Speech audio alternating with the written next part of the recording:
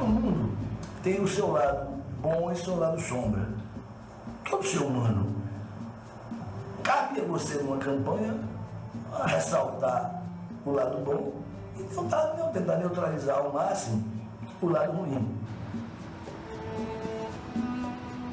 Os marqueteiros gostam muito de se vender a sua própria arte, né, digamos assim, se isso pode se chamar de arte, imaginando operações fantásticas, um business plan. E na verdade não acontece, as coisas são mais casuais do que a gente pode imaginar. O meu material de trabalho é com a mídia livre, com a imprensa. Como em qualquer profissão, os profissionais de comunicação trabalham em troca de uma moeda. A moeda no jornalismo é a informação. Você tem que montar com a imprensa uma relação de confiança, de tal maneira que você se torne importante para ela, porque você é uma fonte de informações. Existem eleições que versam sobre temas. Existem eleições que versam sobre pessoas. A primeira batalha de qualquer eleição é pela agenda. Qual é o tema da eleição? Essa é uma batalha subterrânea entre as campanhas e não é claro nem para a imprensa e nem para o eleitor, nem para o telespectador o que está em jogo ali.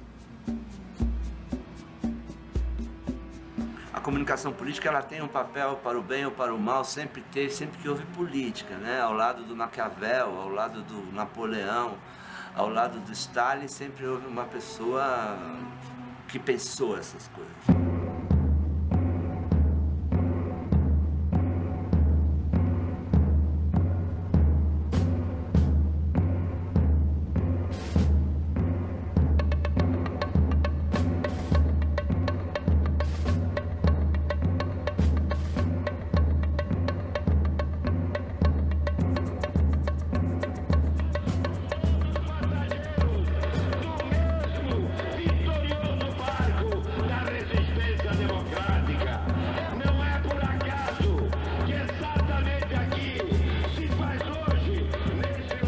Quando você vai para uma campanha eleitoral, você tem que encarar a campanha eleitoral como um enfrentamento político de concorrentes e não de inimigos.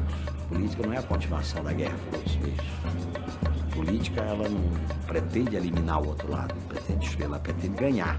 A política tem que ser hegemônica, não no sentido da destruição. No Brasil é selva completa. A campanha presidencial é absolutamente selvagem. Não há limite, não há escrúpulo. Política é um jogo estratégico, é um jogo sem regras.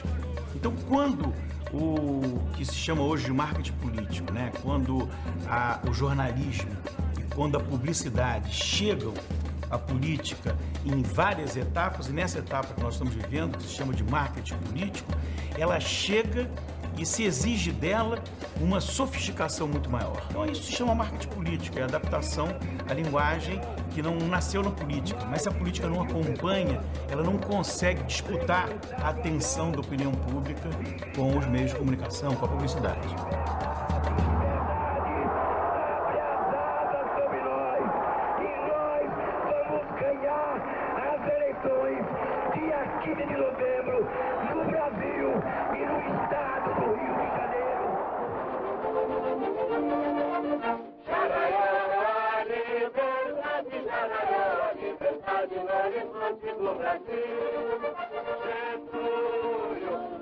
A apuração desde as primeiras urnas refletia no nome de Getúlio Vargas a preferência do eleitorado brasileiro. Tu és a glória e a esperança do Brasil.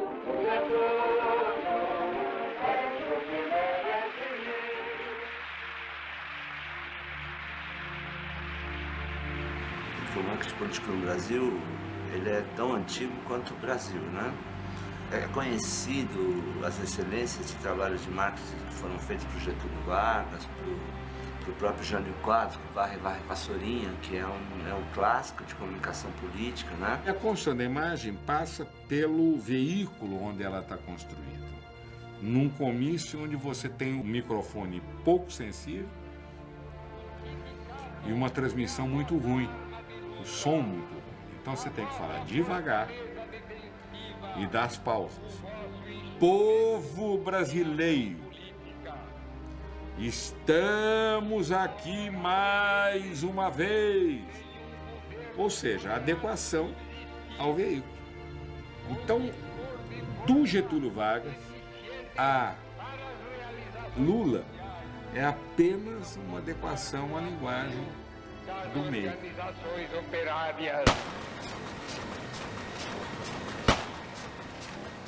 Os jornais eram partidarizados, né? E isso tornava os jornalistas partidarizados, né? A tribuna da imprensa era lacerdista, à última hora getulista, e deixavam claro, de uma maneira geral, a sua simpatia.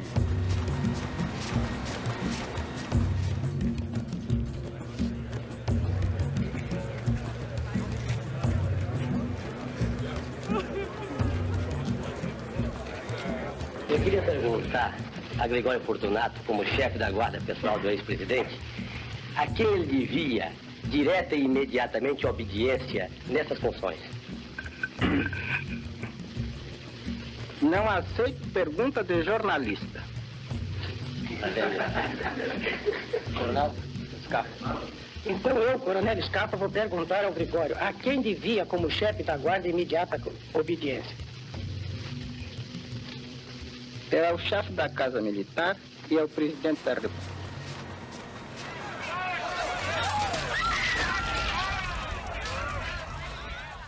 Nesta época, três fatores, três atividades, digamos assim, podiam ser considerados o carro-chefe das campanhas. O primeiro deles era a ação do candidato, a presença dele através dos comícios. O segundo ponto era uma assessoria, vamos dizer assim, de imprensa, notadamente do rádio.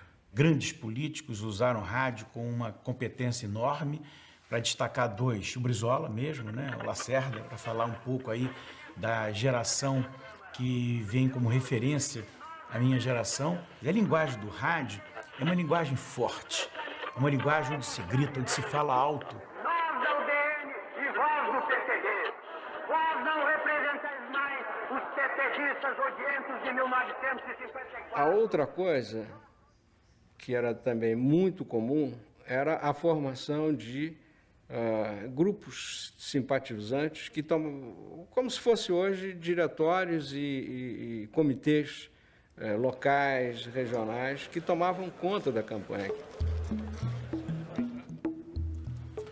Eu me elegi vereador e deputado no Rio Grande do Sul. A tradição normanda era não gastar nada na campanha.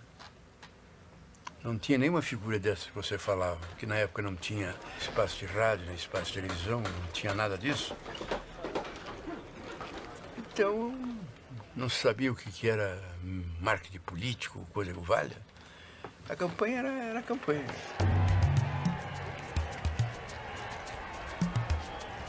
No meu caso, eu nunca gastei nada em campanha.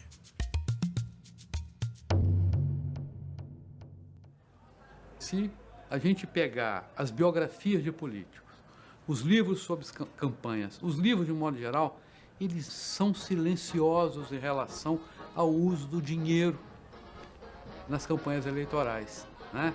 Você pega as biografias, não fazem referência a isso. Meu Brasil segue em frente, vamos na onda, moçada, JJ, foi a maior barbada. Foi um americano que ensinava inglês ao ex-presidente Juscelino Kubitschek, né?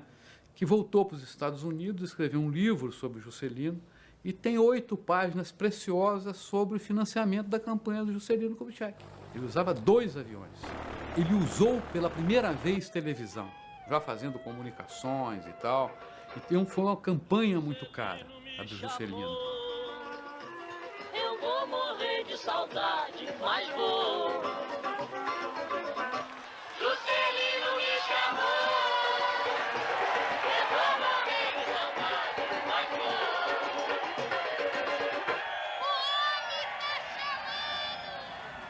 A sociedade nunca aceitou que a democracia brasileira custa caro.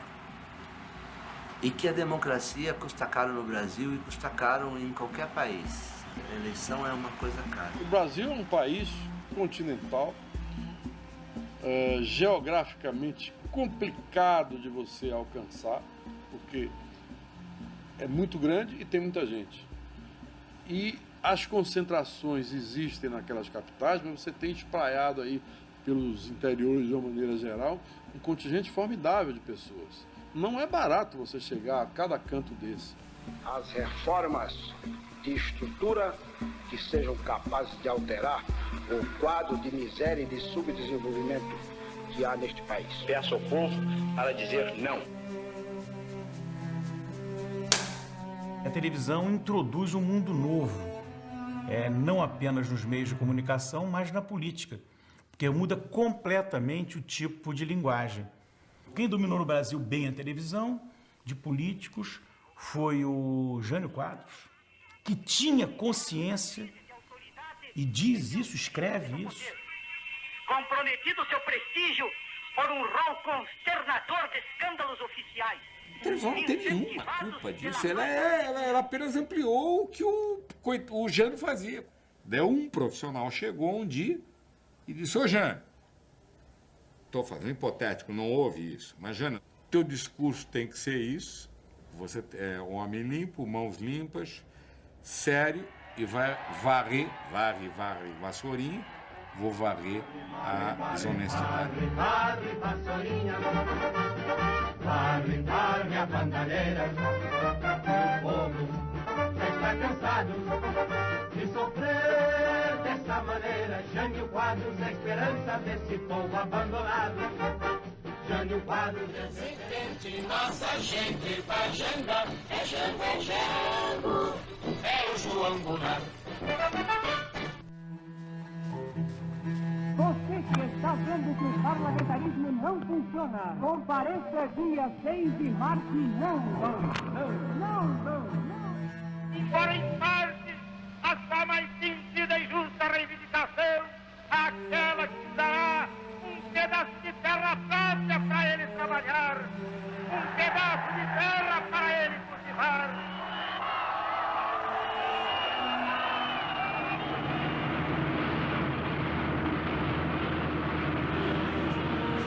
Atenção, o senhor presidente da República deixou a sede do governo, deixou a nação acéfala. Sob a nossa responsabilidade, a população do Brasil, o povo, a ordem. Assim sendo, declaro vaga a presidência da República.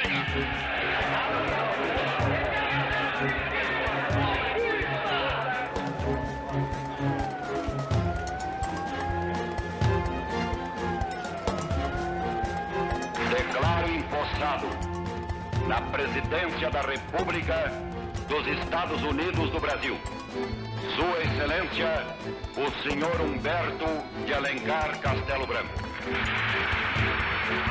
Defenderei e cumprirei com honra e lealdade a Constituição do Brasil. Caminharemos para a frente com a segurança de que o remédio para os malefícios da extrema esquerda não será o nascimento de uma direita reacionária.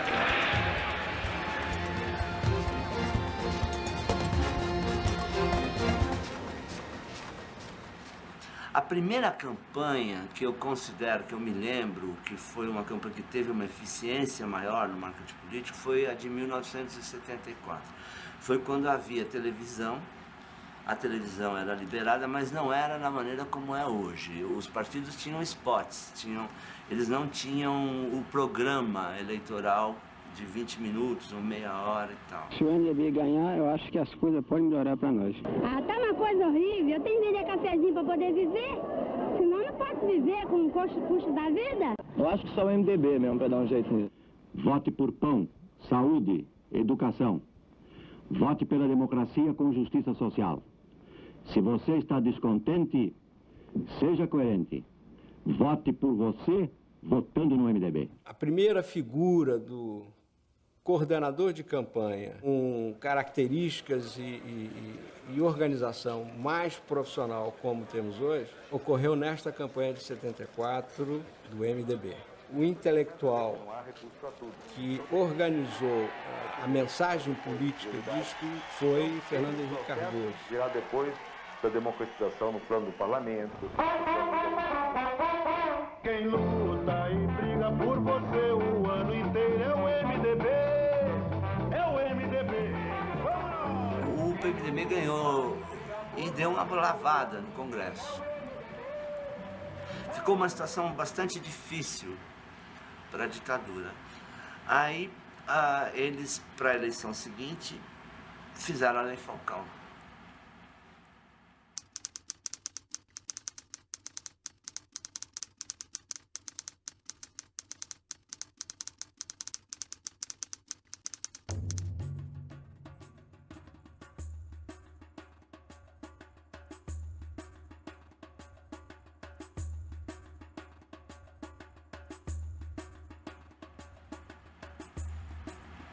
Nós fizemos uma estreia que era o currículo do PMDB, com 300 fotos, 5 minutos. Era um negócio bastante impressionante, meio feliniano, né? Porque imagina 300 candidatos, tem de todo tipo, né?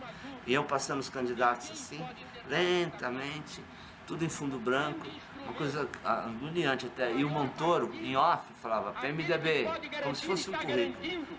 A passagem da ditadura para a democracia é o nosso PMDB. Eu não tenho dúvida nenhuma de que com Lula ou sem Lula, sem diretoria ou sem diretoria, sem comissão ou com comissão, vocês sairão vencedores dessa luta. Não podemos nos esquecer que durante a ditadura, o general Golbery Couto e Silva trabalhou muito bem para que se organizasse um partido dos trabalhadores. Tanto é que Brizola costumava dizer que Golbery conseguiu fazer do PT a esquerda que a direita gosta. Ao pedido do governo, nós vamos voltar a trabalhar! Eu saí do PCdoB para vir para o PT. Né? De uma certa maneira, foi um exercício de 3 vertentes que se juntaram. A vertente que sobreviveu da resistência armada, a vertente das lideranças sindicais e populares e a vertente dos intelectuais. Essas 3 vertentes conjugaram-se num partido pós-comunista e pós-social-democrata. Até meio difícil de defini-lo, porque ele nasceu juntando fatores que normalmente nunca se juntaram em um partido político. E não foi fácil, porque eram discussões intermináveis, divergências enormes, né? Havia traumas, porque a gente trazia uma carga muito pesada. O PT nunca assustou as elites. O PT podia criar um certo incômodo. As elites não se identificavam com ela, ou a olhavam até de cima para baixo, com um certo... Mas medo, quem ameaçava era o Brizola.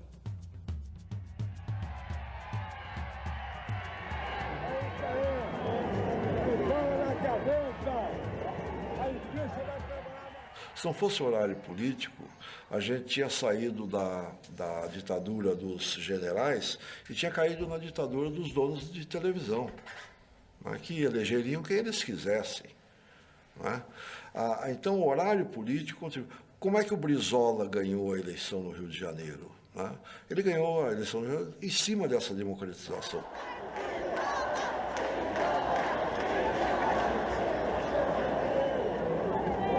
As pessoas não lembram que em 82, quando Leonel Brizola foi eleito, quem denunciou o escândalo Proconsult fui eu. Estava no Jornal do Brasil. O Jornal do Brasil deu a vitória a Leonel Brizola. O que foi feito foi a contratação de uma empresa para fazer esta apuração. Neste momento, a equipe do Brizola era coordenada pelo então deputado César Maia, que resolveu fazer uma apuração paralela. Os números que eles a equipe do Brizola estava encontrando divergia do que estava sendo divulgado na TV Globo. A suspeita era que o programa computacional que estava apurando tinha um delta negativo para o Brizola. Mas isso nunca foi efetivamente comprovado, porque o Tribunal Regional suspendeu essa apuração eletrônica e refez toda a apuração manual. E deu o resultado que todos sabemos.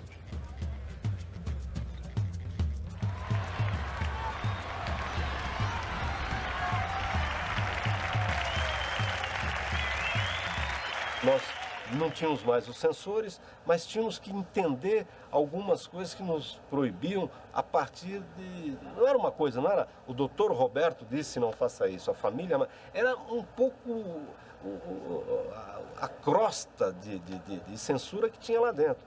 Então, e ao longo do tempo, principalmente nos primeiros anos pós a censura, foi trabalhar realmente no limite. Eu me lembro quando eu trabalhava na RBS, em 82, que houve uma greve geral no Brasil, que a nossa grande vibração é porque a nota aparecia no Jornal Nacional.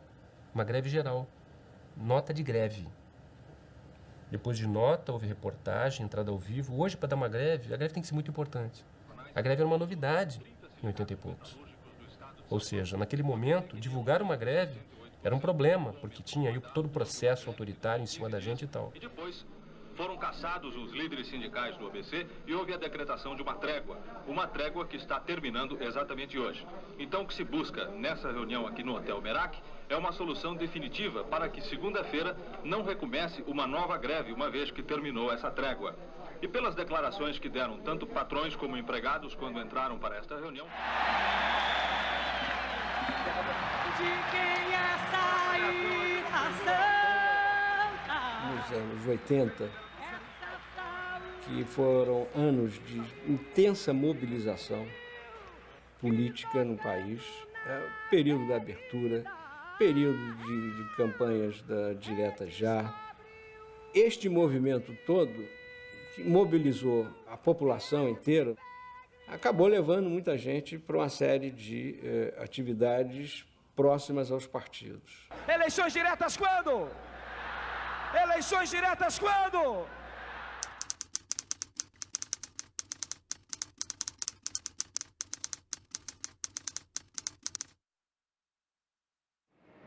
Evidentemente, num momento como esse, em que a força da opinião pública, não podendo se manifestar através de eleição direta, teve que ser transformada num instrumento de pressão para o eleitor do colégio eleitoral, a televisão é um instrumento que vai levar o colégio eleitoral à nação. É o coroamento de um processo que transformou uma disputa eleitoral numa festa cívica.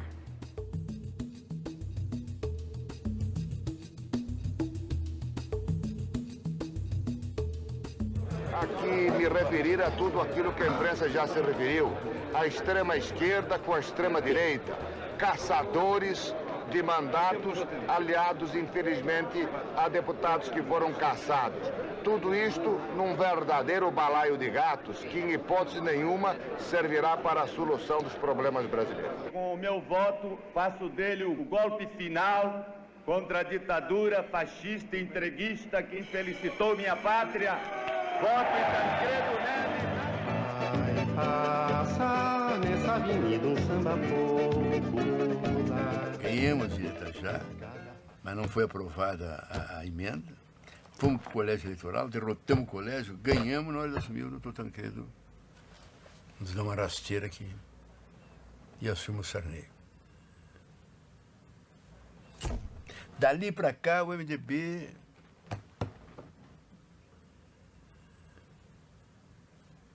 Cada brasileiro ou brasileira. Doravante, 1000 cruzeiros. Passa a valer um cruzado. O governo não tem em vista nenhum plano de congelamento. Responda rapidinho. Quanto custa agora uma caixa de fósforos? Caixa de fósforo? 20 cruzados.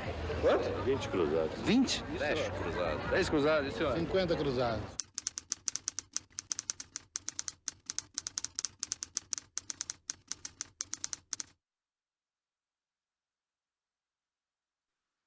No 89, o papel, o fator político fundamental, principal, é a crise de representação nos estertores da nova república, tornando as legendas tradicionais algo desprezível naquele momento e tornando mais ainda os políticos tradicionais algo desprezível naquele momento. Fizemos uma primeira pesquisa qualitativa e a pesquisa informou como dado básico que o Dr. Ulisses era absolutamente tudo o que a população não queria naquele momento. Bote pé no velhinho, o velhinho é demais. Bote pé no velhinho, que ele sabe o que faz. Vai levar o Brasil, foi a pau que a subir, e acabar com a molecagem que tem por aí. Com a morte do Tancredo, com 74 anos, havia velho, não podia ser, tinha que ser um cara... E em 89,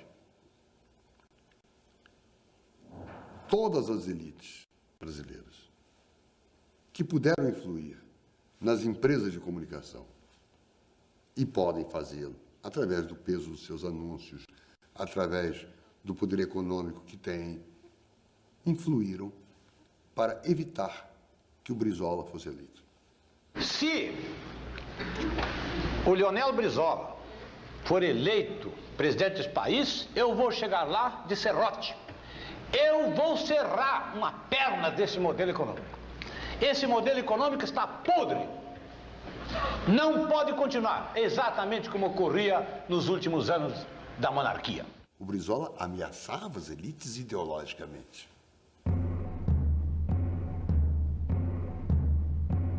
Começa hoje, aqui e agora, uma caminhada.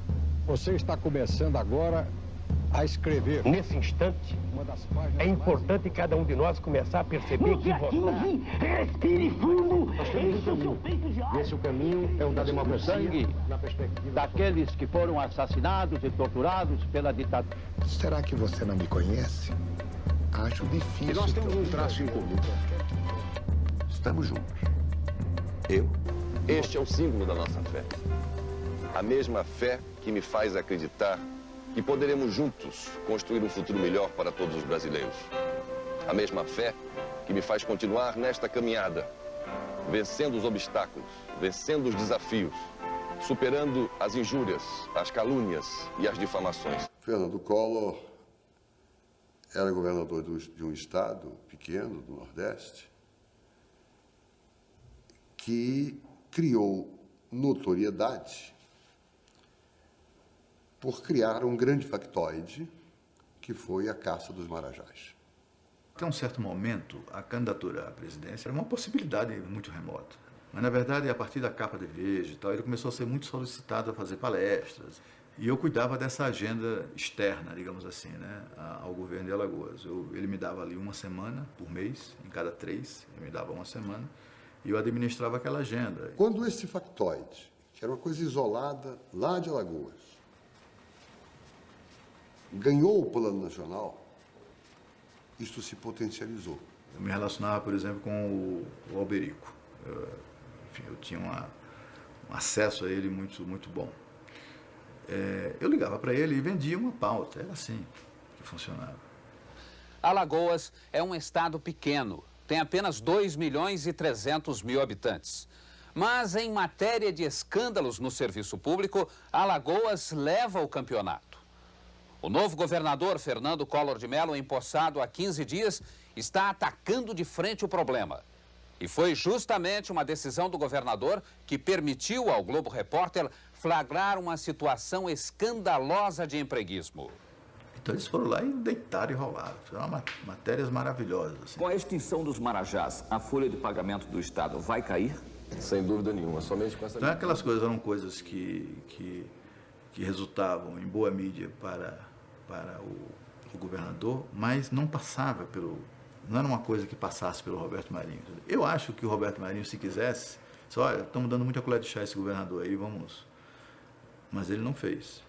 Naquele momento você tem que pensar do que nós estamos falando. 89 é a ditadura, é a primeira eleição à presidência da República livre, é uma conquista do povo brasileiro depois da campanha da Direta Já, tinha uma série de simbologias fortes, né?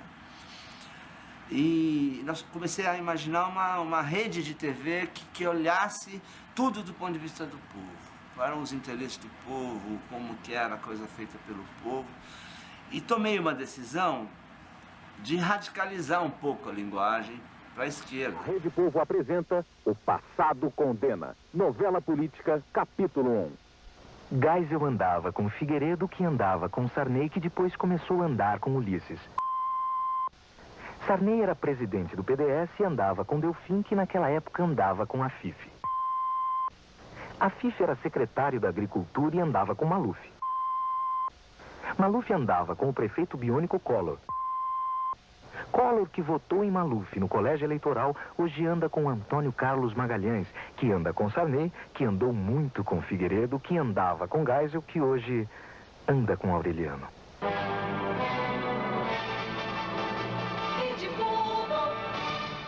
O povo surgiu na minha casa, eu estava comentando com um amigo que nós íamos fazer uma televisão idêntica que se praticava no Brasil e copiamos toda a padronização visual da Globo. Um jornalismo do jeito que o povo gosta. No Povo de Ouro, as músicas que vão tomar conta da campanha eleitoral. E a gente brincava entre nós, já que é para escolher um adversário, vamos escolher logo o principal, que é a Globo, que naquele momento tinha uma postura muito diferente do que ela tem hoje. Ela era muito mais radical para lá de lá. E o que é que a gente tentava fazer? A gente fazia assim, um programa que fosse atraente. A gente tentava fazer uma coisa com uma linguagem meio de Globo Repórter, misturado com o Fantástico, sabe? E a gente tentava fazer programas que fossem atraentes para o telespectador. Na eleição do primeiro turno, o doutor Ulisses fez 3%. 3%. O Covas, o doutor Aureliano, o Afif, o Maluf, meu Deus do céu, perderam para o Lula e para o Collor. O Collor que a Globo tinha inventado, o caçador de Marajá. Quando o Brizola perdeu no primeiro turno do Lula, o Collor já estava com meio caminho andado. Ele já era um ungido das elites. E é evidente que entre o Collor e o Lula, eles preferiam ficar com o Collor. Embora o Collor não tivesse sido uma invenção deles. Àquela altura, se eles pudessem, que as elites pudessem inventar alguém, o nome mais confiável das elites em 89 era o Mário Covas. Só que ele não tinha sustentação popular de votos. Quem tinha era o Collor. E por isso eles fizeram a aposta no Collor. Era a aposta do possível, não era a aposta do ideal. A gente pegou todo mundo de surpresa, né? O jingle nosso virou um hino, né? Virou um hino nacional. Então, nós começamos a criar um pânico na direita, porque nós tínhamos pesquisas que mostravam assim que 80% do eleitorado do Collor preferia o nosso programa. O Brasil criança na alegria de te abraçar. Lula lá, com sinceridade. Lula lá, com toda certeza pra você. Meu primeiro voto pra fazer brilha a nossa estrela.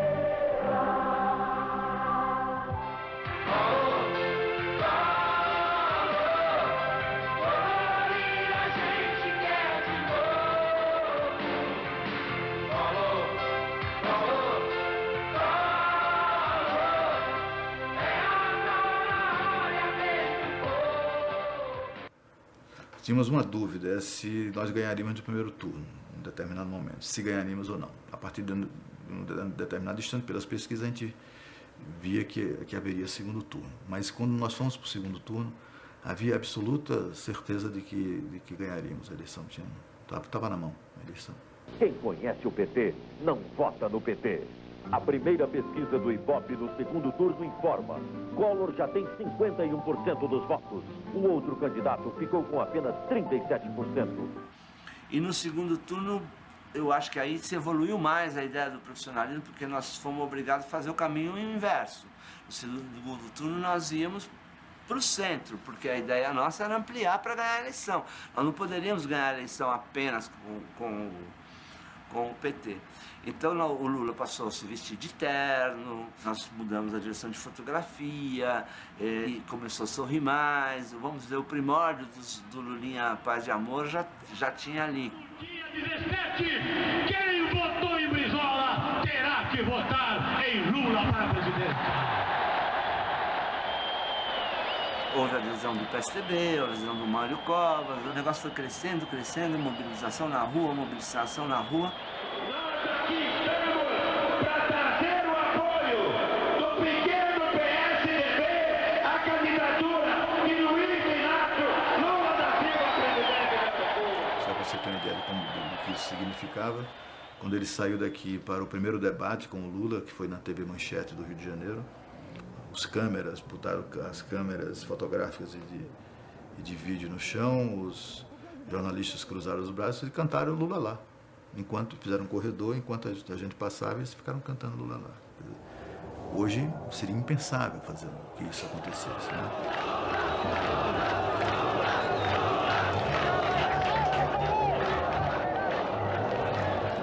O candidato pretende demonstrar que as suas propostas para resolver a questão econômica e a crise social, as propostas que ele apresentou à nação através do seu programa de governo, social-democrata, são as melhores propostas para o país. O candidato Fernando Collor vai, no que depender dele, tentar elevar o nível de discussão política no debate. Claro que ele está preparado para o que der e vier. Se houver canelada de lá, terá canelada de cá. Mas nós esperamos que o debate seja levado para o alto nível, para a discussão política e programática. Me informaram que havia uma oferta de gravação de uma senhora, Miriam Cordeiro, que seria mãe de uma filha fora do casamento dele, que ela queria gravar.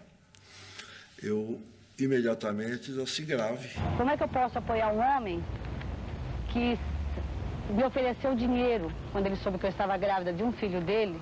Ele me ofereceu dinheiro para mim abortar. Que confiança eu posso ter nesse homem? O que ele pode fazer por esse Brasil?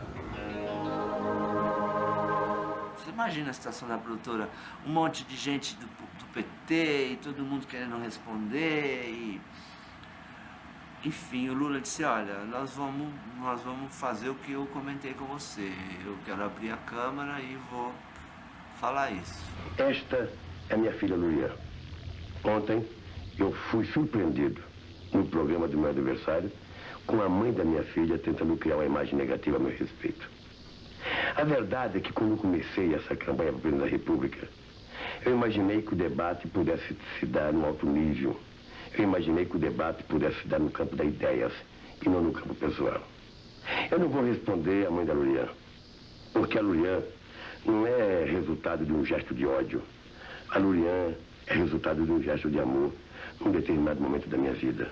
No final, a campanha radicalizou de tal maneira que o medo do comunismo mobilizou empresários e trabalhadores no Brasil todo, e ainda mais não aceitando o apoio do PMDB, que foi um erro gravíssimo que o próprio Lula a vida inteira aponta como um erro grave, porque o PMDB ele tinha fácil os 3,5 milhões que a gente precisava ali para ganhar. Aquela foi uma campanha fantástica. O povo, a sociedade. O Lula estava realmente vivendo um grande momento.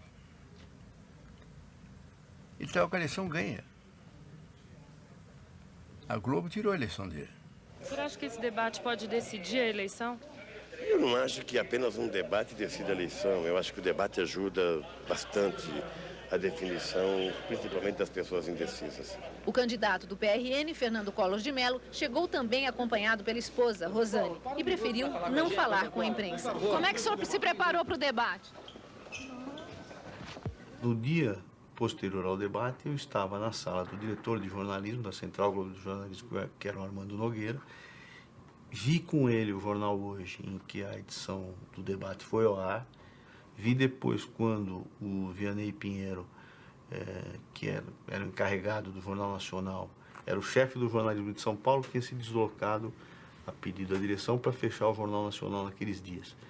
Vi quando ele ligou e disse para o Armando, muito bem, então nós só vamos mudar algumas artes, vamos melhorar um pouquinho a edição, o VT, do ponto de vista formal, porque terminou muito em cima da hora, mas vamos com essa edição que foi pro ar. Que quando a gente chega na Ilha 10, tava o Otávio Tossi lá, descabelado. Otávio, por que você está atrasado? Não, então, tem que mexer muito aqui na edição, não sei o quê. Ah, por quê? Não, desceu aqui o Alberico e o Ronald, me deram um monte de ordem, não sei o quê. Nem adianta esperar, porque eu vou subir durante o jornal. Eu falei, mas que tipo de coisa? E ele mal conseguia explicar, estava cheio das anotações. Né?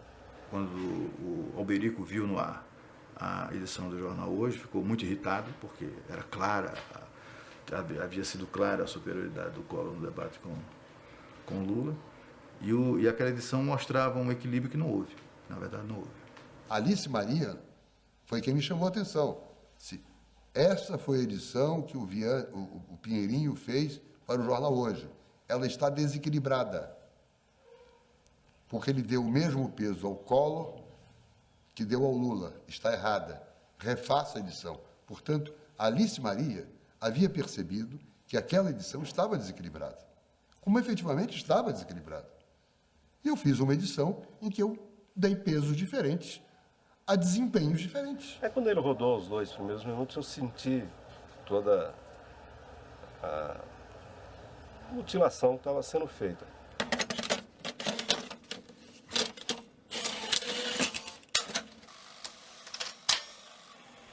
A campanha eleitoral do segundo turno teve seu momento mais importante na noite de ontem.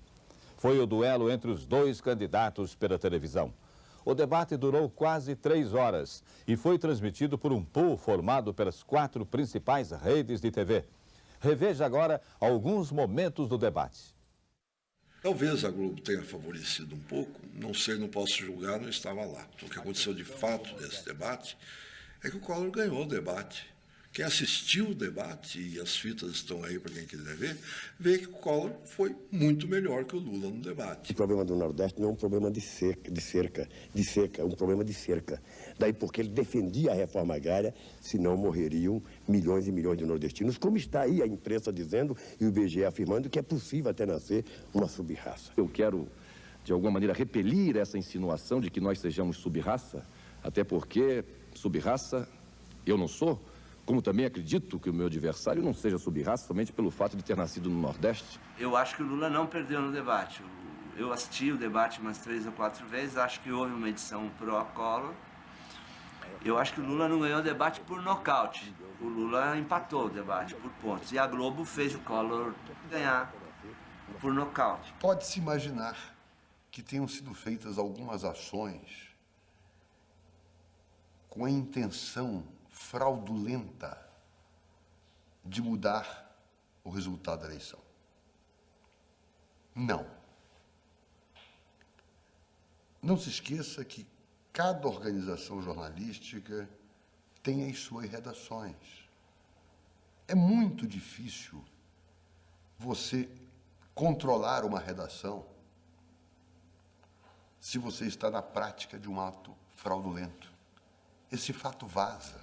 Ele se transforma em escândalo nacional, isso desmoraliza a instituição. Isso tem que ser feito, não estou dizendo que não seja feito, mas quando é feito, tem que ser feito com sutileza, com habilidade, com cuidado. Do outro lado, está uma candidatura que esposa teses estranhas ao nosso meio, teses marxistas, teses estatizantes, teses que não primam pelos princípios democráticos consagrados na nova Carta Constitucional. E nós fomos para uma reunião no Rio com o Armando dizendo que era inadmissível, que o jornalismo da Globo não podia aceitar isso, que ia se desgastar, que todos nós lutávamos todo dia para fazer um jornalismo de boa qualidade, isento, apartidário, etc., e que aquilo era, que o que tinha acontecido era inadmissível. É claro que o processo de 89, ele teve uma reavaliação por parte da emissora, do jornalismo, claro que teve. Agora, o que se viu, qual foi o nosso erro naquele processo? Foi mexer num fato que vem movido pela paixão. Essa foi a nossa avaliação. O que a gente devia ter feito ali era não ter feito um resumo do debate. Esse foi o erro. Quando você faz uma edição, por mais isento que você queira aparecer, alguém vai estar apaixonadamente olhando por um candidato e vai achar que você não está sendo honesto. Então o erro foi. Mas como era um princípio ainda de um processo democrático, Era a primeira eleição depois da ditadura, do processo militar, primeira eleição direta. Então, erros aconteceram ali, vários erros aconteceram ali. O da edição foi um.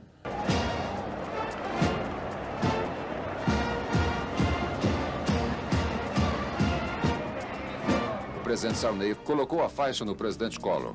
Ambos trocaram um longo aperto de mão.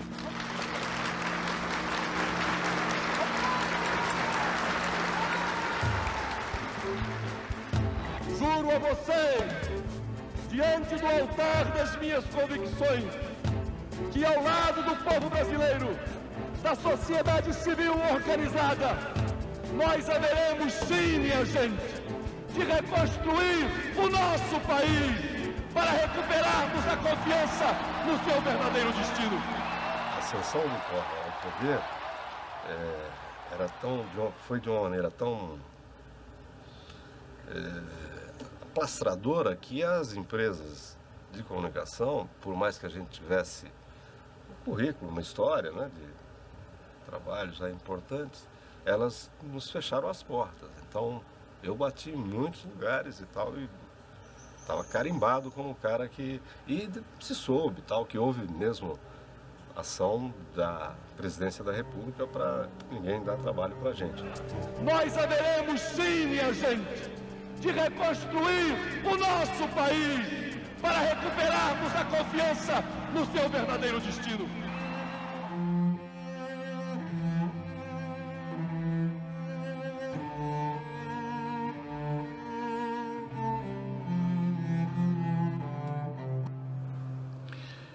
A partir de um determinado momento, o patronato, que era francamente entusiasta do Collor, deixou de ser um empecilho, digamos assim, para que os jornalistas pudessem exercer na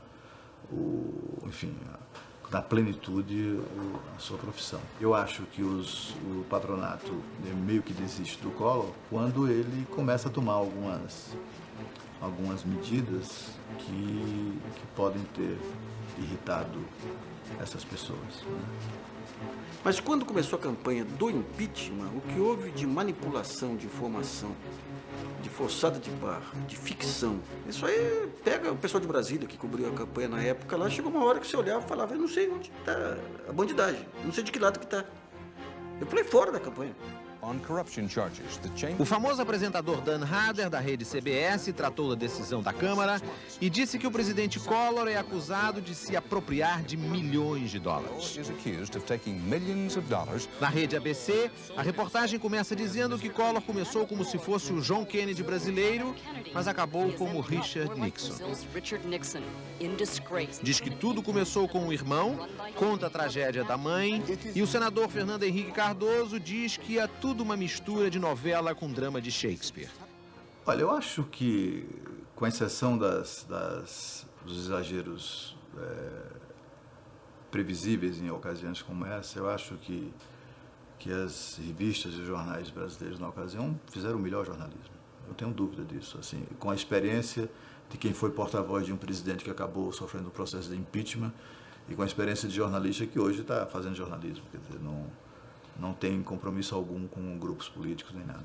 E depois da autorização dada hoje pela Câmara dos Deputados para o processo contra o presidente da República, a palavra agora está com o Senado Federal. Com o amanhecer, chegaram os jornais do dia e muitos dos políticos aliados ao vice Itamar Franco. Demonstrar o total apoio foi fundamental, principalmente para os presidentes de partidos e vários governadores. Alguns políticos cogitados para o ministério também vieram continuar as negociações. Eu tenho que esperar a comunicação do Senado. Quando essa comunicação chegar, tudo bem. Até lá, nós temos que obedecer toda a norma constitucional. Ao anoitecer, com o placar pró-impeachment favorável, vários políticos começaram a chegar. O senador Pedro Simon veio abraçar o amigo e planejar o amanhã. Essa questão da moralidade, essa questão da impunidade não termina hoje. Nós temos a obrigação de ver no governo do Itamar o que ele vai fazer para que essas coisas não se repitam.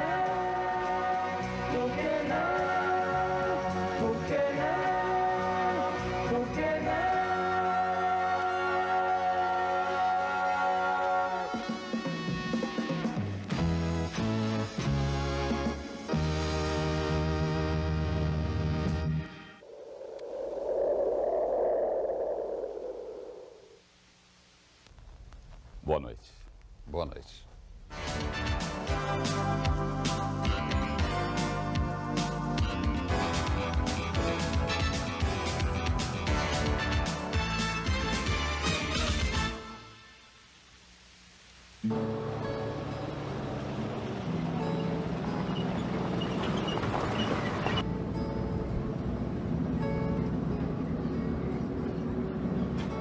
O PT fez uma das pré-campanhas mais bonitas da história das eleições e não pôde mostrar para o eleitorado, que foi antes da eleição de 94, as caravanas da cidadania.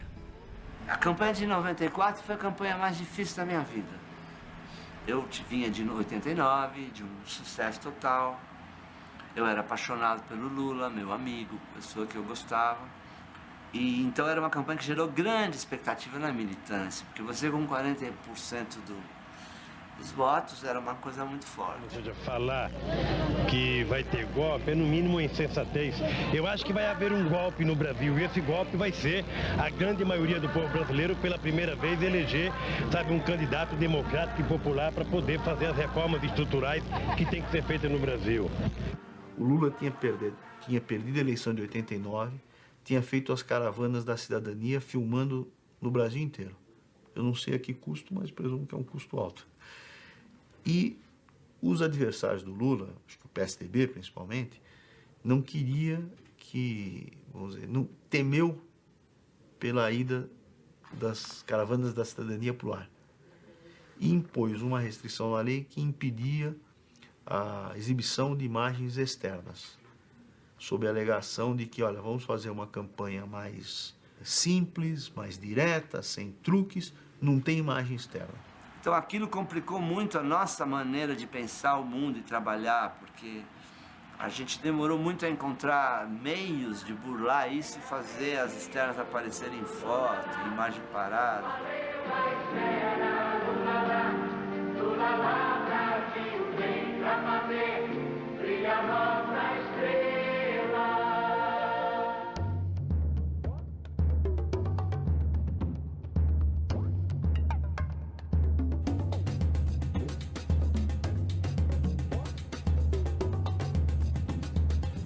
A campanha de Fernando Henrique foi uma campanha, digamos assim, que tinha um desafio básico, que era colocar um intelectual empedernido, paulistão como ele, com cara de povo, né? Tá na sua mão, na minha mão, na mão da gente, fazer de Fernando Henrique nosso presidente.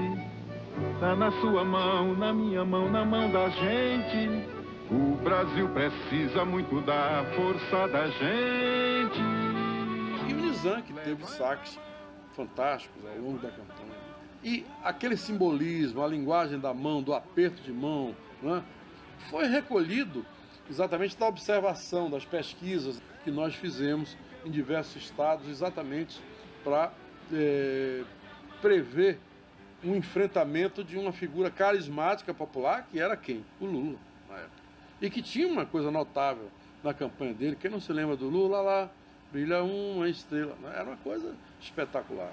Aí o Fernando Henrique saiu do Ministério da Fazenda para ser candidato, lançou o Plano Real no Ministério da Fazenda. E eu fui em junho, eu fui para a campanha em julho, quase meio de julho, começo de agosto. Tem um monte de histórias que eu não deixei o Duda Mendonça entrar, que o Duda Mendonça queria entrar, que não procedem muito ao que aconteceu. O que aconteceu foi mesmo uma escolha de trabalho, política por parte da direção nacional do PT na época, que ele ficou muito magoado, porque... Aí o Lula me chamou e disse, o PT não aceitou fazer sua campanha. É um publicitário, Paulo de Tarso, que vai fazer a campanha. Agora eu queria a sua ajuda e tal. Aí eu tomei uma tuchada, né? Que eu estava já embalado. Eu digo, tá bom, não tem problema, eu ajudo. Eu disse, então você faz uma coisa para mim, você vai procurar o Paulo de Tarso, disse que me ajuda, você faz com ele a campanha, conversa com ele. E eu fui tão idiota, estava de coração tão aberto, com tanta vontade, que fui lá procurar o Paulo de Tarso. Aí esperei uma hora, aí quando ele resolveu atender, ele me disse, depois até nós ficamos amigos. Mas nesse momento ele me disse assim, Duda, você acha que eu vou botar a bola no pênalti e dá para você chutar? Eu ia cair na real da minha idiotice. Eu digo, não, chute seu pênalti. Mas cuidado, tem trave e tem goleiro. No dia 1º de julho, começou a circular o real. Em todas as pesquisas face a face e nas demais, a vantagem do Lula sobre Fernando Henrique ainda era significativa. Nessa pesquisa, eu introduzi uma questão às pessoas dizendo o seguinte, olha, com essa nova moeda, se a inflação de fato vier a ser reduzida e o senhor perceber isso até o momento da eleição, o senhor votará em Fernando Henrique Cardoso ou em Lula. E o Fernando Henrique já ganhava o segundo turno. Fernando Henrique, quer dizer, virou naquele momento o xodó da imprensa, o xodó dos veículos de comunicação, porque tinha sido o condutor de um plano econômico de muito sucesso. Fizeram dele o pai do Plano Real. O monstro da inflação, que corrói os salários, dispara os preços, concentra a renda e desestimula investimentos, tomou um tombo fenomenal. Segundo o IBGE, a inflação caiu das alturas de 48,24% em junho para rasos 1,40% em setembro. Mas quem é o mocinho que ganhou esse duelo? O príncipe encantado que dominou o dragão. Olha ele aí, é o real. Então, 12h30 do dia 1º, eu estava em Brasília, procurei o Sérgio Mota, que era o grande coordenador executivo da campanha, e disse a ele, eu digo, Serjão, que era como ele era chamado, essa eleição já está resolvida. Ele trancou a porta e disse, pelo amor de Deus, não repita isso, porque temos que fazer a campanha toda e se as pessoas ouvem isso, vão ficar de salto alto. Durante muitos anos, nós não podíamos sequer sonhar com um Brasil melhor, porque qualquer sonho era destruído pela inflação que todos conhecemos bem. Agora que estamos conseguindo matar esse monstro que vinha nos destruindo há 30 anos, agora nós podemos sonhar. O preço do pãozinho está comemorando seu primeiro aniversário. Faz um mês que ele não muda. Feliz aniversário, pãozinho. Bom começo, Brasil.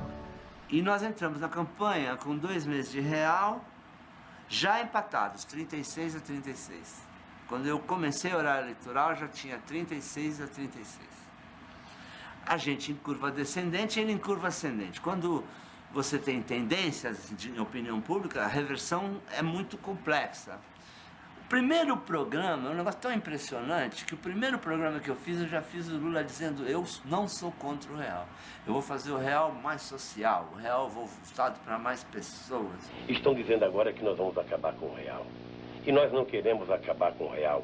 O que nós queremos é colocar mais reais no bolso do trabalhador.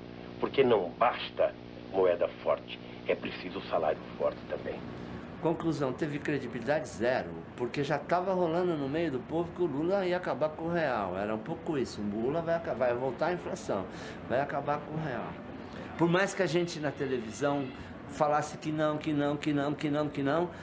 passava um sentimento de que aquilo ali na mão do PT não ia rondar, e era uma esperança do povo ter o dinheiro, a estabilidade, dinheiro estável, e como todo mundo sabe que a inflação é o imposto antipopular que acaba com o povo, etc. Tem político que está com medo de falar do real. Não sabe se fala bem, não sabe se fala mal, porque tem medo de perder voto. Todos os candidatos estão apoiando o Plano Real, menos eu. Alguns, como Lula, ficam em cima do muro. A posição do governador Leonel Brizola foi contra o plano antes e continua contra. Porque sabe, como diz o povo, quem tenta colocar um pé em cada canoa acaba caindo na água. E eu estou vendo pessoas que foram do governo até ontem e que não fizeram nada a não ser prejudicar o povo, dizendo que a partir de agora vão melhorar a vida do povo. O povo quis o presidencialismo porque quer um presidente que mande neste país. É um erro você querer impor a tua vontade para a população. Quando a população está com uma outra necessidade, uma outra vontade, ela vai tomar um outro caminho. É porque, de fato, você tinha um conjunto de boas notícias no Jornal Nacional, nos telejornais, de uma forma, E a campanha, de certa forma, surfava sobre essas ondas de noticiário positivo. Essa onda de consumo também atingiu os aparelhos de som, geladeiras e fogões. A venda destes produtos aumentou 25% desde que a nova moeda entrou em circulação. Eu te pergunto, que comportamento uma emissora com a importância da Globo deveria ter diante de um fato de tamanha transcendência que é um plano econômico como foi o Plano Real? Não tem como você não dar tudo que a Globo deu. E tem como você esconder que foi o ministro tal, que foi o Fernando Henrique? Óbvio que todos os louros ali caíram para ele, não tinha outro jeito. Eu costumo perguntar o seguinte, quem foi o pai do Cruzeiro? Alguém se lembra da moeda Cruzeiro? Né? Alguém se lembra que era o ministro da Fazenda, do Getúlio? Né? Não, ninguém se lembra. Né? No entanto, foi aquele ministro da Fazenda, que eu agora, no momento, não me lembro. Mas a paternidade da criação do Cruzeiro foi do Getúlio, foi do presidente, né?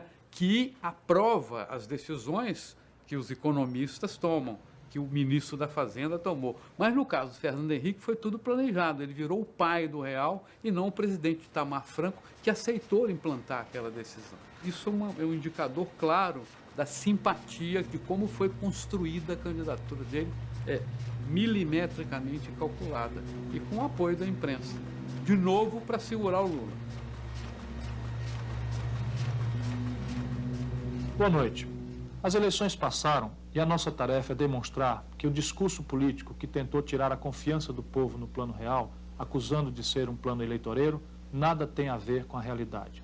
Essa é a primeira vez que falo em rede nacional de televisão para todo o país, desde que assumi o Ministério da Fazenda há um mês. E venho para reafirmar com toda a confiança que o Plano Real vai bem. E como vimos, está vencendo sem arranhões os discursos mais inflamados e demagógicos daqueles que apostavam no seu fracasso. Aí você pergunta, se fosse você ganhava? Não sei. Muito difícil de julgar coisas do passado.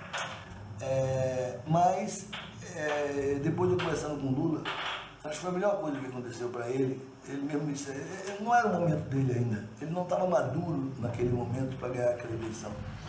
Uma coisa eu entendi, é que a esquerda nunca teve um programa de estabilidade econômica que ela se responsabilizasse o que tivesse funcionado no mundo inteiro. Não era valor para eles, para nenhum daqueles intelectuais, nem para os candidatos, nem para ninguém. O valor fundamental da esquerda era a distribuição de renda, a igualdade entre as pessoas. No pós-94 eu fiquei um ano deprimido de andar na sarjeta, assim, de achar que eu fiz tudo errado, que o Brasil foi prejudicado por mim. Eu diria para você que o povo em 94 votou de maneira correta. Mas eu poder decidir isso dentro de mim, interiormente, levou um certo tempo até eu aceitar. Tanto que depois eu fui trabalhar com o Fernando Henrique com o coração limpo.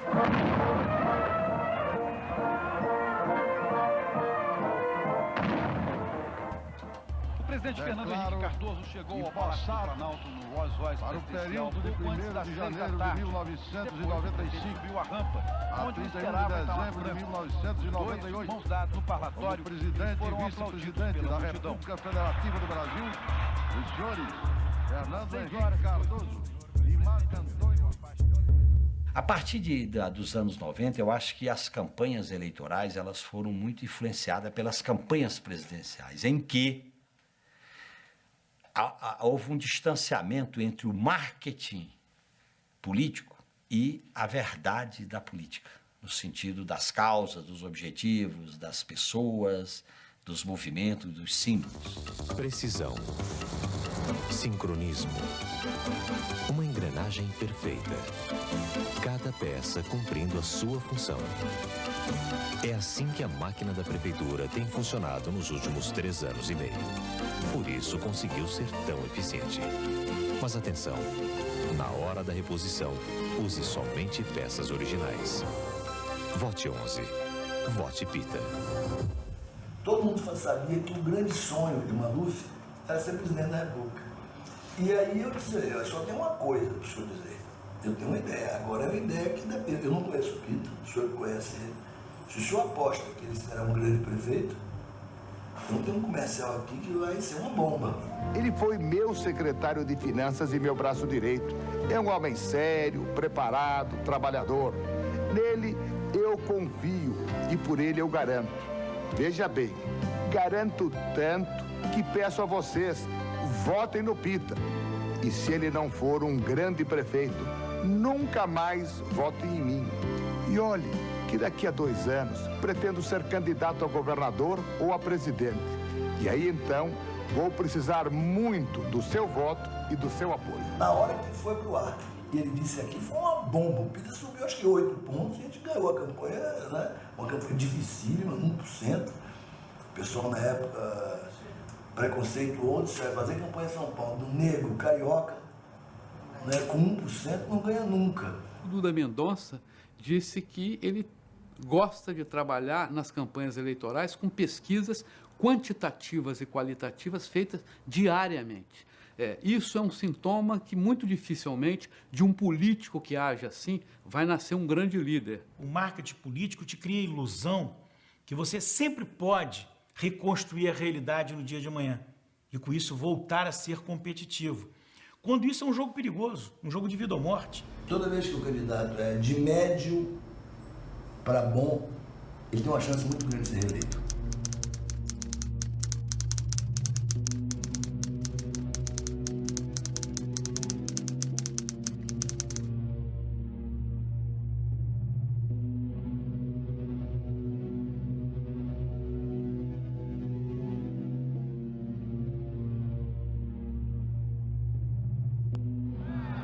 O placar calou a oposição, que acusava o governo de blefe. Como anunciavam, os governistas tinham votos de sobra para aprovar a reeleição. Resultado, 335 votos contra 17.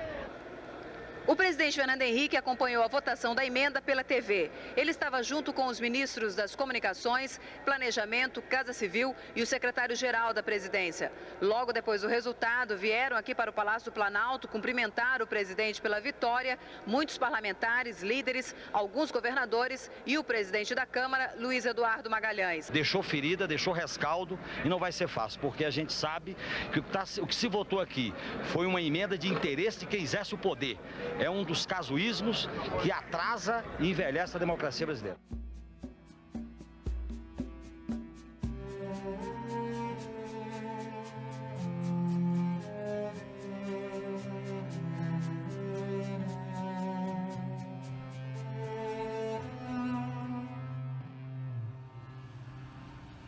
Quando você passou a emenda da reeleição e foi permitido que estar no poder, né? Enquanto também fazia campanha, isso para mim é uma delícia. Eu confesso a você que eu acho que o razoável seria o quê? Seria que pode reeleição? Pode, mas o cara se afasta ali 6 meses para usar menos ou usar minimamente a máquina, porque todos usam. O pessoal que cuidou da campanha de Fernando Henrique, que era o Nizam acabou pilotando, tomou uma decisão estratégica importante, tipo assim, não vou arriscar, não vou entrar em nenhuma trilha que eu não conheça, né? Foi conservador. Agora, mais do que nunca, a gente precisa de um comandante experiente e sereno, um pulso firme para conduzir o país da gente. Avança Brasil. Fernando Henrique, presidente. E fez bem sendo assim, porque apenas evitou ou conseguiu sair de certos ataques mais ásperos que o opositor de então, que era Lula, fez. Você já parou para pensar por que o presidente argentino quer tanta reeleição do presidente Fernando Henrique Cardoso? Ou por que o Bill Clinton aparece no programa dele batendo palma para ele? É porque o Brasil virou um país que importa tudo e produz muito pouco. Nós estamos importando arroz, trigo, milho, cacau. O governo que o presidente Fernando Henrique assume hoje é bastante diferente daquele que ele herdou há 4 anos. A inflação foi dominada, mas o Brasil teve que recorrer à ajuda financeira do FMI E o desemprego é o mais alto de toda a história, por causa das taxas de juros mais altas do planeta. O presidente do Congresso, Antônio Carlos Magalhães, quebrou o protocolo e discursou. Dedo em riste, lembrou que o presidente assumira há pouco o compromisso de não ser apenas o gerente da crise econômica. Prometeu apoio do Congresso para ajudá-lo a superar a crise. É nosso dever fazer com que o Brasil vença logo esses problemas, essas crises, e entremos numa fase de desenvolvimento. No dia da posse do primeiro presidente reeleito da história do Brasil, a última palavra foi do Congresso. De Brasília, Maíla de Martino. Em janeiro, quando vem a mudança de câmbio, e o Fernando Henrique cai em descrédito total perante a opinião pública, eu recebi e-mails de leitores que falavam, poxa, mas eu brigava com meus vizinhos, dizendo que quem era a favor de mudar o câmbio era atrasado, seguindo o que o Fernando Henrique falava. O Fernando Henrique, um mês depois, ele falava, aí, aquelas pessoas que diziam que não podiam mudar o câmbio estavam erradas. Inacreditável. Então, para a opinião pública, ali desmorona o Fernando Henrique. E quando desmorona, os jornais, eles passam a ir atrás. Quando se tentou aquela CPI do fim do mundo lá, aquela CPI das CPIs, o episódio Caimã, o episódio Chico Lopes, né? Quando a ACM saiu, acho que foi a época, acho que o Augusto Nunes fez uma entrevista lá, essa entrevista é tão importante quanto a do Pedro Collor, induzindo a derrubar o Fernando Henrique, né?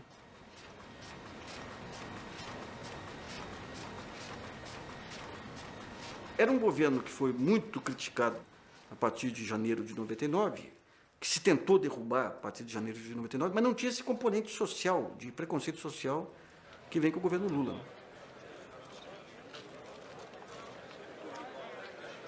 Em 2002, a gente tinha um programa, tinha uma aliança correto e era necessário para ganhar. E tinha um bom marketing necessário para ganhar.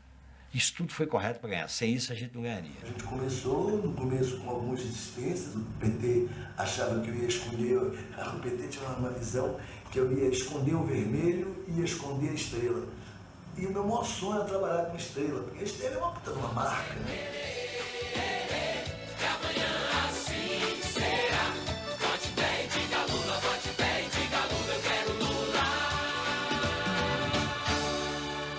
Coisa de dizer que eu transformei o Lula no Lulinha Paz e Amor. Na verdade, assim, o Lula entendeu, isso o Maluf também entendeu, é o seguinte, que as pessoas não querem isso, você batendo nos outros na televisão falando mal, eles querem proposta. O que interessa é o seguinte, o que você vai fazer, bacana, para mudar a minha vida? Nós queremos dizer claramente de que vai acabar a moleza de banqueiro ganhar dinheiro à custa da miséria do nosso povo. Porque as pessoas que estão prometendo um futuro promissor não querem se responsabilizar com o passado.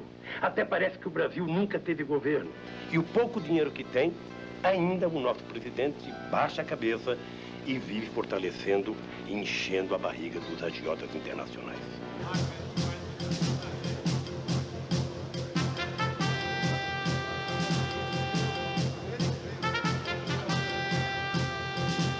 Atenção, Brasil. Começa agora o programa Lula Presidente. Boa noite, Brasil. Começa agora o nosso primeiro programa do horário eleitoral. E eu faço questão, antes de qualquer coisa, de agradecer a minha equipe. Comecei desde o primeiro dia trabalhando no segundo turno, ou seja, tentando quebrar a resistência daqueles que queriam uma mudança, mas tinham medo de votar no Lula. Então cabia a nós quebrar aquela resistência. Então a gente foi em cima desse público o tempo inteiro.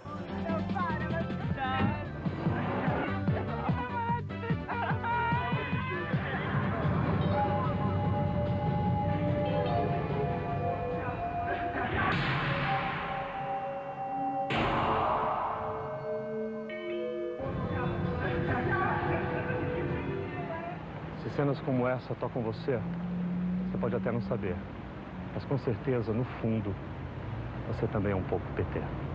Qual seria a diferença de um governo meu em relação ao governo do presidente Fernando Henrique?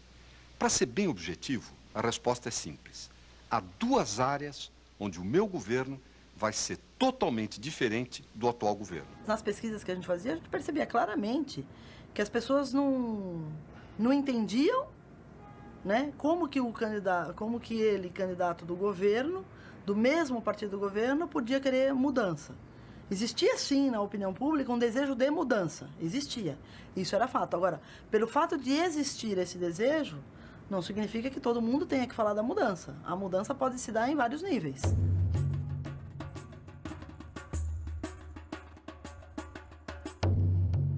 A nossa campanha teve a necessidade de fazer campanha negativa em relação a Ciro Gomes, logo na largada da campanha. A escolha daquele momento também foi fundamental.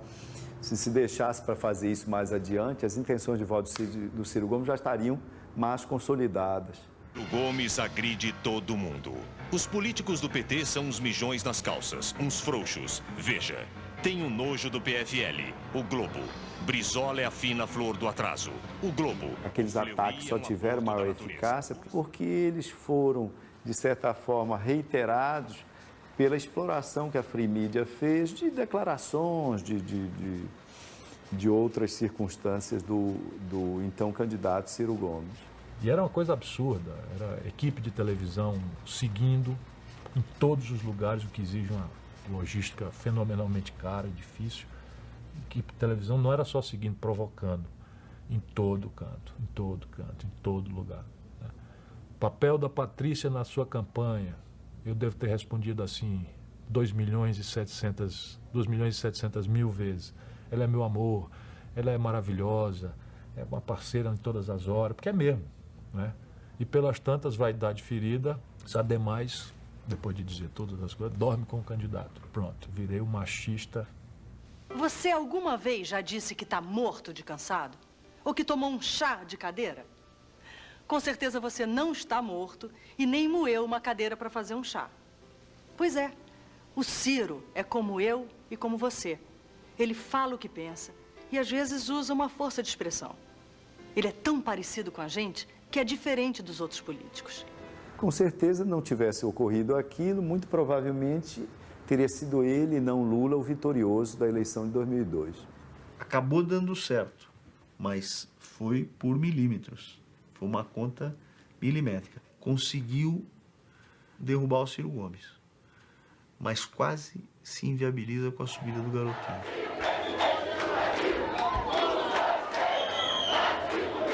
Eu luto sempre para que o meu candidato não entre nesse jogo, mas às vezes é muito difícil.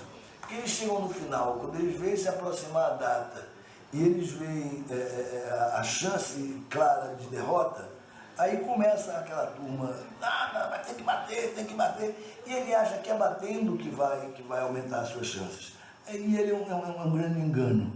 Isso é um discurso falso, um discurso mentirosinho, digamos assim, dos marqueteiros. Olha, quando o cara ataca, perde, não tem nada disso. Quando o ataque é bem feito, é certeiro, ele desmonta, indiscutivelmente ele desmonta. Tô com medo. Faz tempo que eu não tinha esse sentimento. Porque eu sinto que o Brasil, nessa eleição, corre o risco de perder toda a estabilidade que já foi conquistada. Eu procurei o pessoal do Lula e pedi para vir aqui fazer esse depoimento. Para dizer o quanto eu tô chocada com o uso do terrorismo, com o uso do medo, numa campanha para presidente da República do meu país. Na minha opinião, para o Serra, a eleição de 2002 não era uma eleição de tema, era uma eleição de pessoa.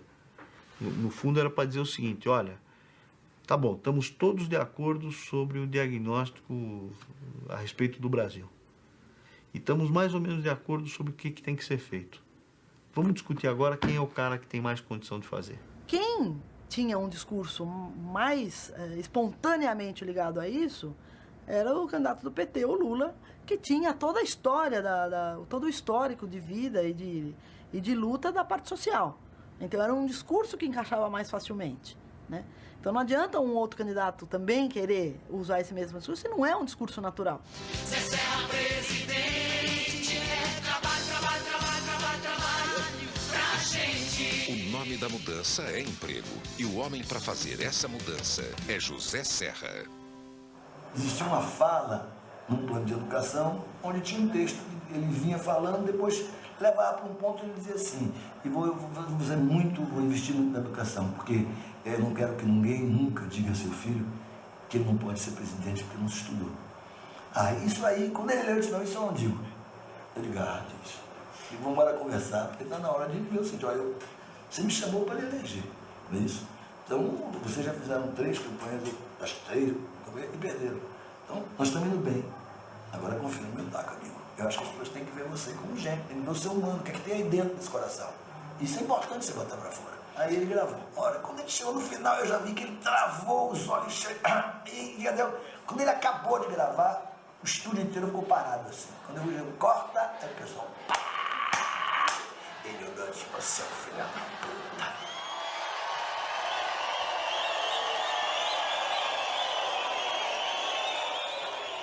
Quem estava mais no jornal, quem mais discutia, quem mais debatia era o Duda do que o Lula. O Duda que explicava o que era o Lulinha Paz e Amor. O Duda que explicava por que ele estava mudando, tirar da barba que era da antiga, fazendo um estilo diferente. Por que ele estava botando uma roupa? Ele disse, não, o Lula é um candidato a presidente da República. Ele tem que se vestir normalmente. Nenhum cidadão vai votar no Lula para presidente da República vestido de operário. Quer dizer, o presidente da República, o cara quer uma presidente da República. Quem explicava tudo isso era o Duda.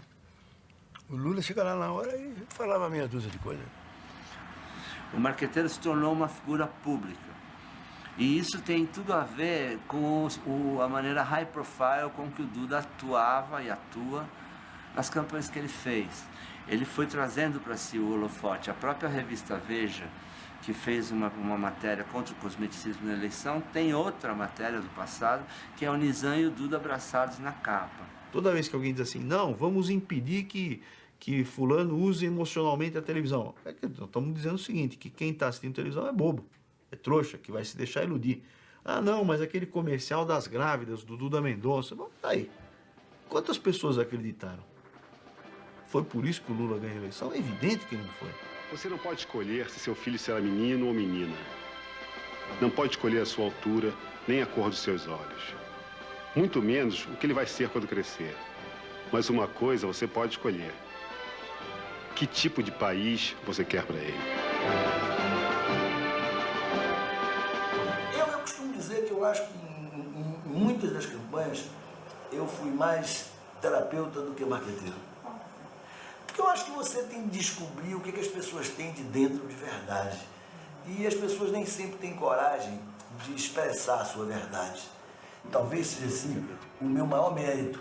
Se perguntar qual é o seu maior mérito, talvez seja exatamente ganhar a confiança dele a um ponto de fazer com que ele tenha coragem e ousadia de ser ele mesmo. Então talvez se dissesse qual é o seu maior mérito na campanha do Lula, talvez tenha sido esse. O Lula foi o Lula da campanha. Mas os 2 fatos que marcaram a minha vida e que cada vez que eu vejo a imagem eu fico emocionado, foi a grande Assembleia de 1979 e a grande Assembleia que nós fizemos aqui em abril de 1980.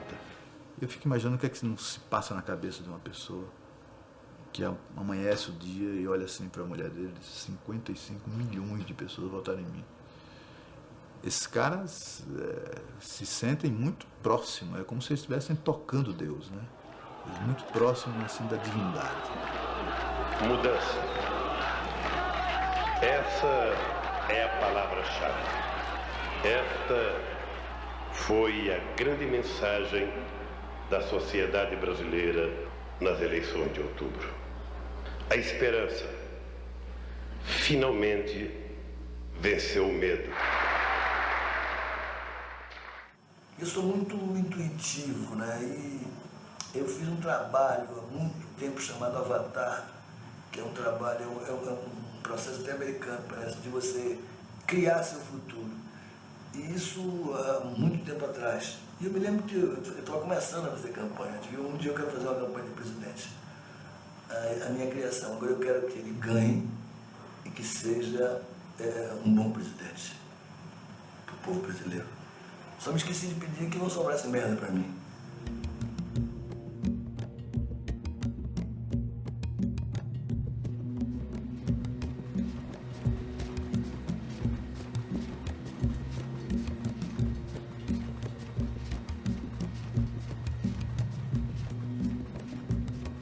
Lembro uma entrevista que eu fiz com o Collor anos depois dele ter caído. Ele falou, olha, a pior coisa que eu fiz foi ter extinto o SNI, Porque quando começaram a estourar escândalo, ele estourava em lugar que eu nem via. Nem sabia que... Ele tinha os esquemas dele, mas ele não tinha esse controle. Né? Agora, você imagina um partido grande, que nem o PT, chegando pela primeira vez ao poder, com todo aquele processo de aparelhamento do poder, e de repente você vê Valério e outros frequentando o Palácio. E de repente estoura o caso Valdomiro Diniz, que estava no Palácio. Ali naquela semana eu tive uma conversa com o ministro Tarso Genro, eu falei, ministro, vem uma campanha por aí que vai ser mais intensa que a campanha do impeachment.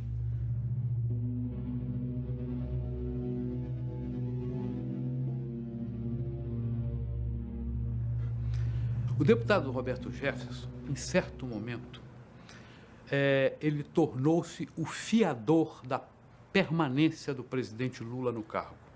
No Conselho de Ética da Câmara, Jefferson deu vários nomes de colegas que teriam recebido dinheiro do empresário Marcos Valério e admitiu que recebeu 4 milhões de reais para o financiamento de campanhas de seu partido. O então ministro-chefe da Casa Civil, José Dirceu, não foi poupado. José Dirceu, se você não sair daí rápido, você vai fazer réu um homem inocente que é o presidente Lula. Se o Roberto Jefferson, em algum momento, diz assim, não, eu acho que o presidente Lula podia saber. Pronto. Né? O caixão do Lula estava encomendado. Estou consciente da gravidade da crise política.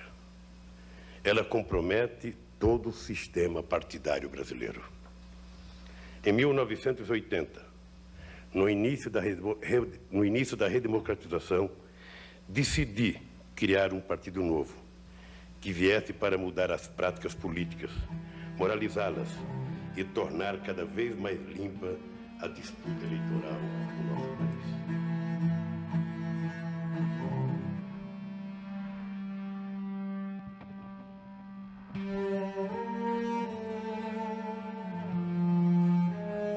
Acho que o Lula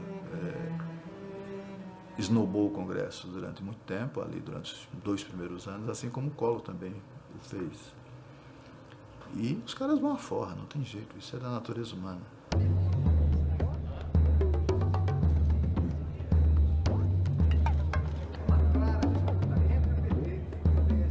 O Congresso não é o Congresso dos sonhos de nenhum país, né? Mas é o Congresso que nós temos. A democracia é o pior regime que pode existir, com exceção de todos os outros, né? Quer dizer, e o Congresso é uma coisa, é um instrumento da democracia.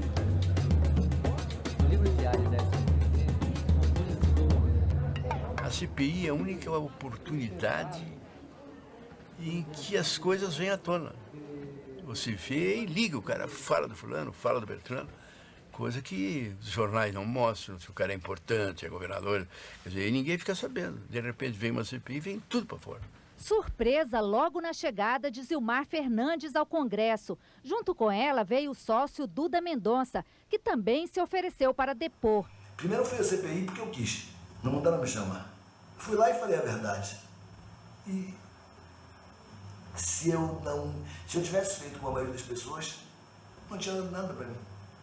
Então eu fui numa ingenuidade de que você chegar e abrir seu coração e falar a verdade. Aquele ditado, quem fala a verdade não merece castigo. Não, quem fala merece castigo em dobro. Na verdade, esse dinheiro claramente era dinheiro pago de Caixa 2. A gente sabia disso, inclusive. Alguma vez foi colocado. Mas a gente não tinha opção. Eles disseram que receberam em dinheiro da SMPIB R$1.400.000. Além disso, cerca de 10 milhões de reais foram depositados numa conta da empresa de Duda, na agência do Banco de Boston, nas Bahamas. Ele, como empresário, um homem conhecido como um excelente profissional, ele tem uma frase incrível, que ele disse, recebi lá fora sim, agora recebi porque senão não receberia. Em alguns momentos a mídia trabalha com tese. Ela trabalha com uma vontade e uma tese, que quer que os fatos comprovem, que os fatos confirmem. Então, eu acho que ela bota, por exemplo, ela botou o PT e o governo Lula no foco. E tem uma tese. E aí o noticiário é para confirmar essa tese. Eu acho que isso, às vezes, é complicado.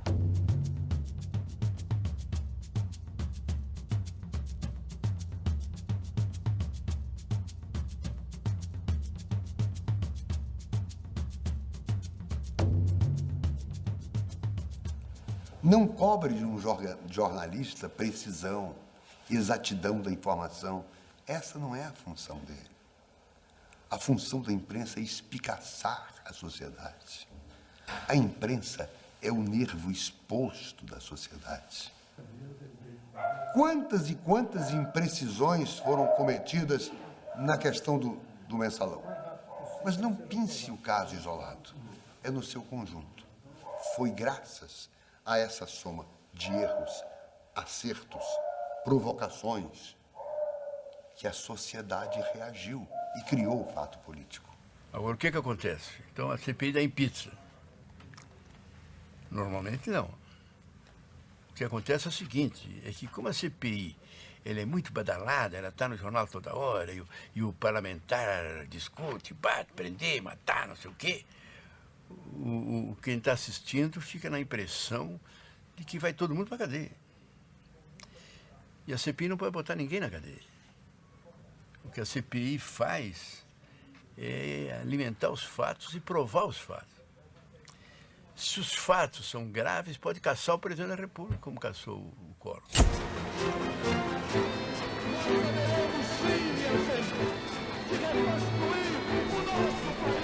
Cada brasileiro. Eleições diretas quando? Não será o declaro vaga a presidência da República.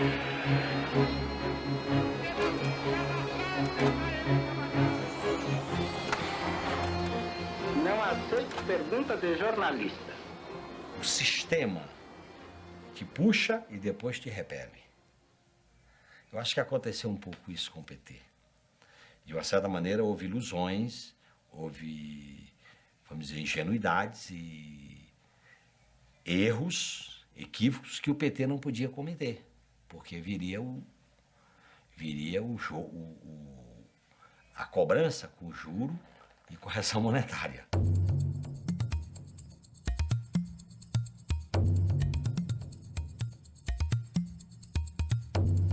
Essa campanha de 2006 trouxe uma novidade também, o seguinte, que ficou relativizado a força dos grandes veículos de comunicação. Havia um folclore que estabelecia o seguinte: ninguém resiste a 1 minuto de Jornal Nacional, todo mundo era desmontado. Boa noite. O retrato mais nítido do escândalo do dossiê foi divulgado hoje ao Brasil, 2 semanas depois da prisão de 2 petistas num hotel de São Paulo. A Polícia Federal confirmou que as fotos são verdadeiras e quer saber agora quem entregou à imprensa o material. Lula, o PT, sofreram 18 dias de ataques super agressivos e ácidos relacionados com aquele montoeira de dinheiro. E nada aconteceu a ele. Contra políticos tucanos. O espectador de 2006, se a gente pode dizer, o espectador brasileiro, é bem diferente do ponto de vista de apreensão e de processamento do conteúdo e da forma da comunicação política do que eu era 17 anos atrás. Por quê? Porque ele foi educado para a percepção e análise da comunicação política. É uma tentativa de influenciar o processo eleitoral brasileiro e tentar reverter uma tendência irresistível do presidente Lula à sua reeleição no dia 1º de outubro. A campanha de 2006 de Lula foi uma campanha conservadora. E foi certo que fosse assim. Foi o João Santana que comandou ela, outro baiano. E aí ele foi certíssimo, absolutamente certo em conduzir a campanha daquele jeito.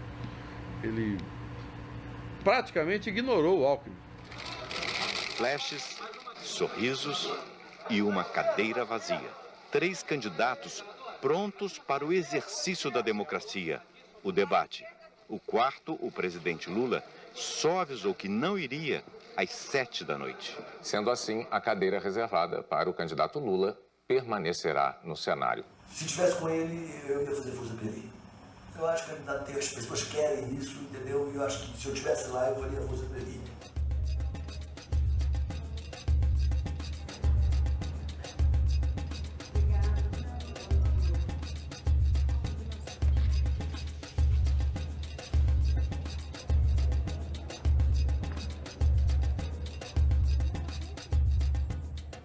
Acabou o resultado sendo muito melhor, ele tem uma vitória no segundo turno muito mais ampla do que uma vitória apertada no primeiro turno que seria.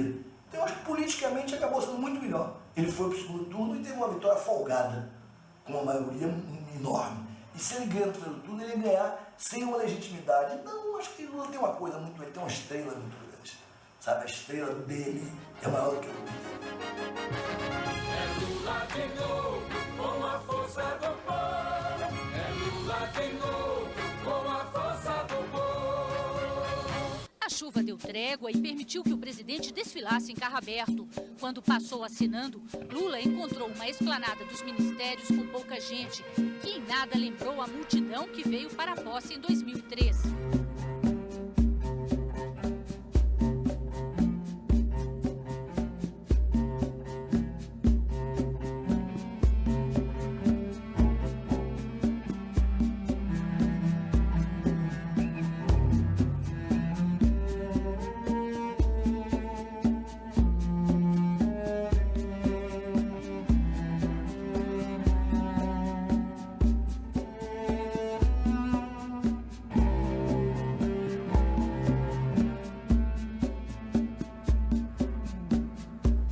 Esse negócio de governar é difícil, complicado. Não existe anjo. E esse negócio de escolher quem presta e quem não presta é um trabalho da população. Porque todos se mostram maravilhosamente belos. Todos. E todos são eleitos pela população. A política não é um produto.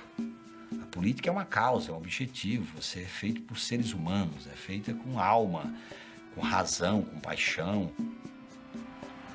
O que dá as cartas são os políticos, não são os publicitários. A comunicação política pode muito, mas não pode mais do que a política.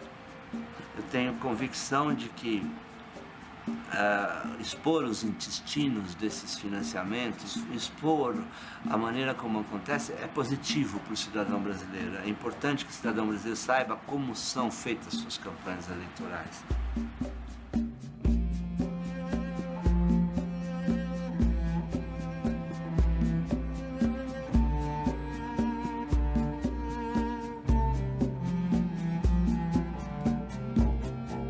Combinar igualdade social, liberdade, democracia, republicanismo, né? E você construir sociedades de pessoas felizes é um desafio monstruoso.